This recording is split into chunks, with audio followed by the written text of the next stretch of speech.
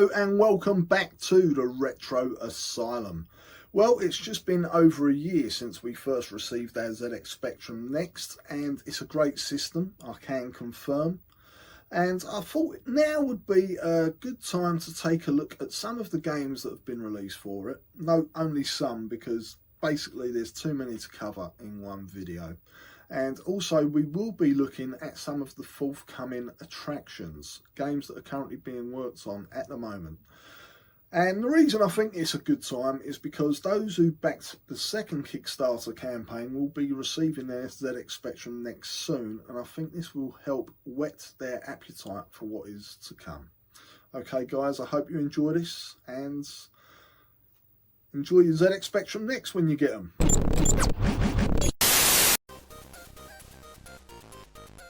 Delta's Shadow is an action platformer inspired by Power Blade on the Nintendo Entertainment System. You control Nova and his partner Jacqueline, and you will have to fight deadly combat machines and aliens in order to complete the game. The game looks and sounds amazing, even though it's not really using much of the Spectrum Next extra hardware. In fact, a slightly less colourful version is available for the Spectrum 1 to 8K.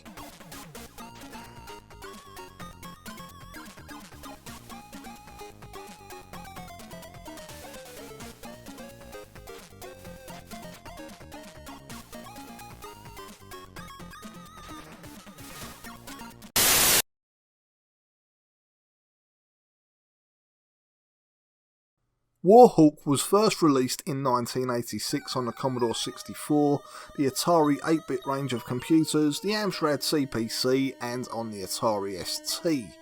It was published on Firebird's budget label. So it's taken a while to reach the Spectrum, but it's here and Rusty Pixels have done a fine conversion. Warhawk shows off what the Spectrum can do in terms of smooth scrolling and throws loads of sprites around quickly. So a rather slick shooter with 20 levels to enjoy.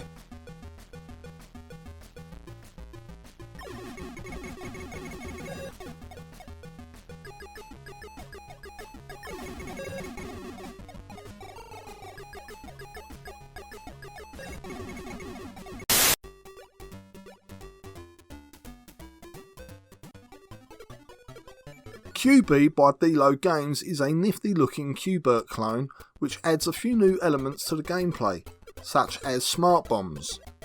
The graphics by Pixel veteran Simon Butler are adorable, and the game has a fair difficulty learning curve which stops the game from becoming too frustrating across its 36 levels.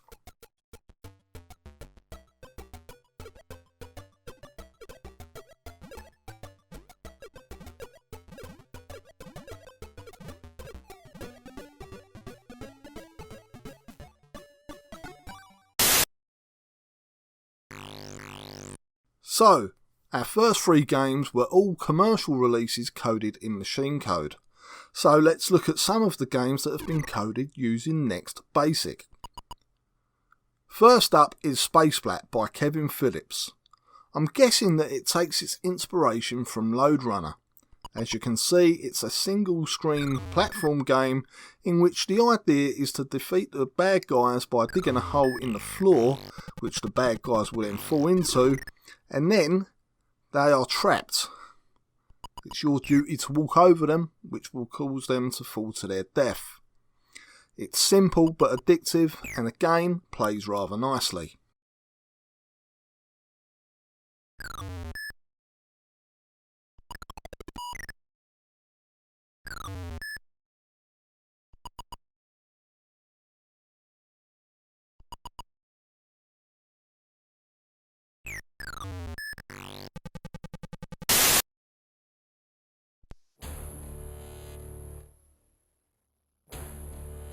Get Out by Richard Dodds is a maze game with a similar feel to 3D Monster Maze on the ZX81.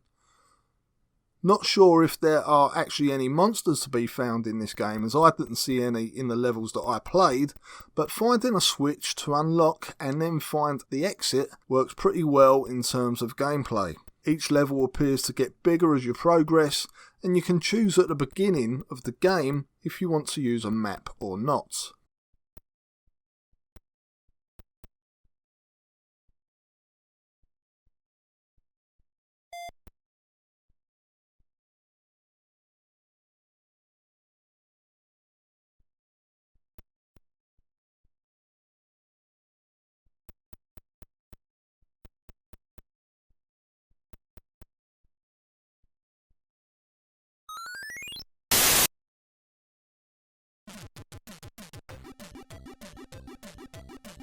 Next up we have the game that all ZX Spectrum owners have spent the last 30 odd years waiting for. Again, written in Next Basic, is Advanced Lawnmower Simulator Next. Gardensoft are back with the most advanced domestic chore simulation. This time with enhanced background graphics, an AY soundtrack, and there's even digitised speech.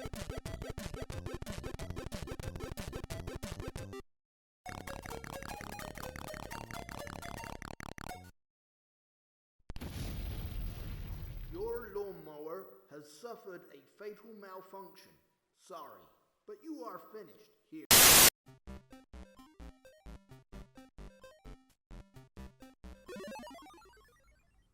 Moving back to commercial releases, here is Rusty Pixel's underrated Tarvarian. It's a sort of a puzzle cum arcade shooter game with a hint of Williams stroke Robotron stroke Defender style to it.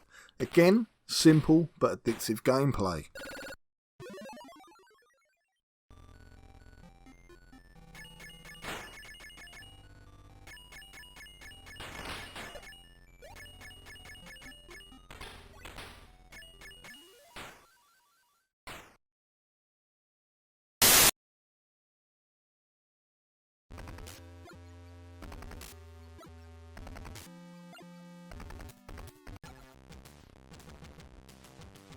Bikers by Cavern is a game that I was really looking forward to. As you can see, it closely resembles Super Hang-On by Sega, but I feel that the original release of this game has its difficulty set too high, even in easy mode. Technically it's impressive. There is a new version of this game called Bikers Deluxe due to be released very soon, which does actually address the difficulty issue, so it might be best to go for that version instead.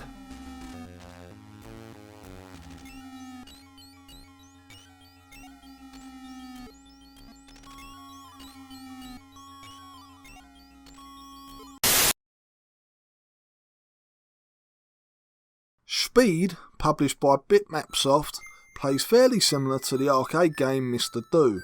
It's nice and colourful with some great features, especially considering that this game is in fact written in Next Basic.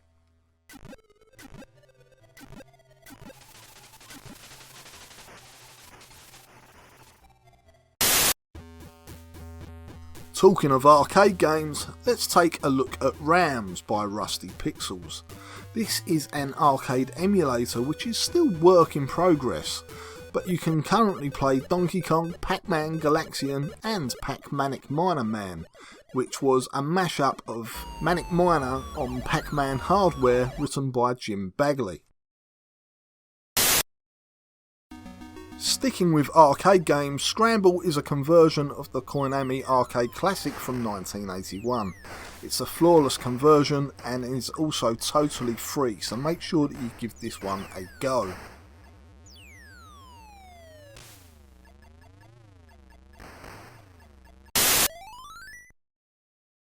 And again, talking of flawless conversions, Bubble Bobble is a conversion of the 1986 arcade game by Taito, which again is really impressive and improves greatly on the official Spectrum conversion published by Firebird back in 1987.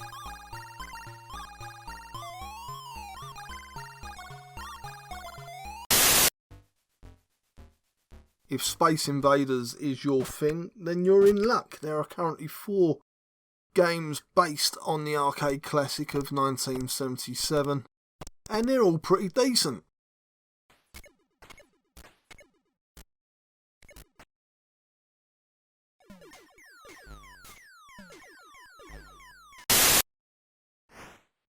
Bat and ball games have always been fun, and there are currently 2 games of that style on the Next. First up is Breakouts, which is based on the arcade game of the same name. The great thing about this game is that you can use a mouse to control the bats. Next to it, however, is an out-and-out Arkanoid clone and even features collectible upgrades just like the arcade hits.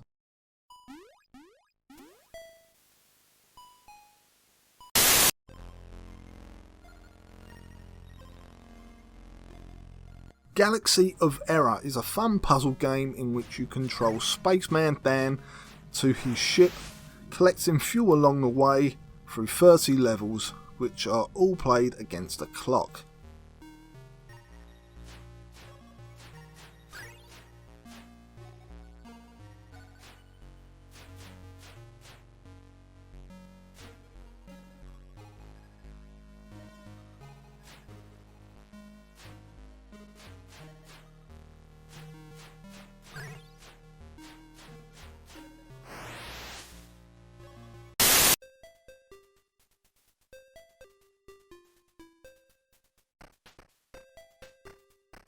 Bazako is based on the Japanese puzzle game Sakaban and is entirely written in Next Basic.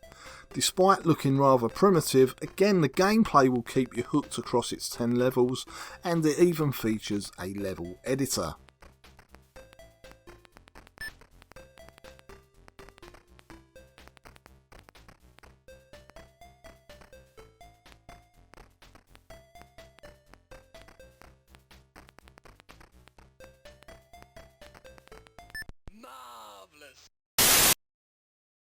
Fans of Tetris should enjoy Crowley World Tour. It features some really nice AY tunes and 3 different game modes.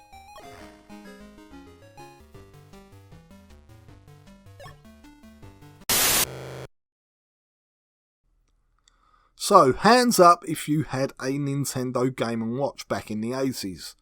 Well, you should take a look at Funky Monkey, which pays homage to the handheld games of yesteryear.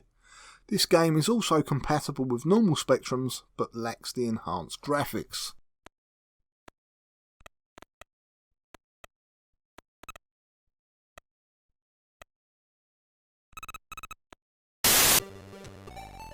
Text adventure fans are extremely well catered for on the Next, as there are quite a few text adventure games out there for it, including many of the Magnetic Scrolls back catalogue which have been released, and in some cases have actually been remastered for the Next.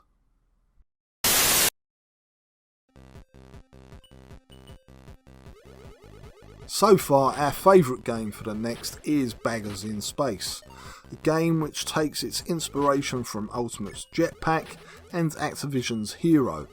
We reviewed the game on our channel when it was first released, so please be sure to check out that review.